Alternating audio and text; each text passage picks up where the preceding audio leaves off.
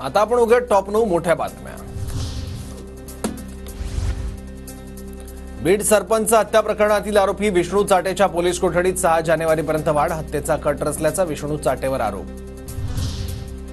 बीड हत्या प्रकरणाचा तपास पूर्ण होईपर्यंत एकही मुंडे सत्तेत नको, संजय राऊत यांची मोठी मागणी। धनंजय मुंडे गुन्हेगाराचे सरदार असल्याचाही हल्लाबोल। भाजप आमदार सुरेश धसांनी पोलीस अधीक्षकांना आकाचे पत्ते सांगितले। बीडचं संपूर्ण पोलीस दल आकाचं। बीड सरपंच हत्या प्रकरणातील आका लवकरच हाती येतील, सुरेश धस यांचा इशारा।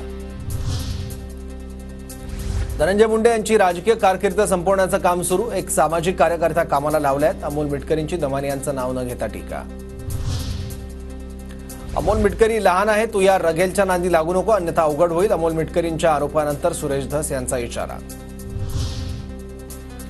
सुरेश धस यांच्या मनात शंका असेल तर त्यांनी आमच्याकडे मांडाव्यात, तपासात अडचणी येतील असे वक्तव्य करू नये। चंद्रशेखर बावनकुळेंची प्रतिक्रिया, तर सुरेश धस यांच्याशी चर्चा करणार असल्याचीही प्रतिक्रिया। प्रकरणात लक्ष घातलंय म्हणता आणि अजूनही खंडणीखोराला अटक नाही। अजितदादा गटाचे आमदार प्रकाश सोळंकेंचा सरकारला घरचा आहेर, तर आरोपींना राजाश्रय असल्याचाही आरोप।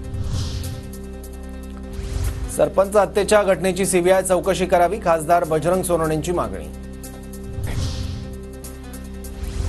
2 चिमुकली मुलींवर अत्याचार करून हत्या केल्याच्या निषेधार्थ आज राजगुरुनगर बंदची हाक, विविध संघटनांकडून बंदची हाक।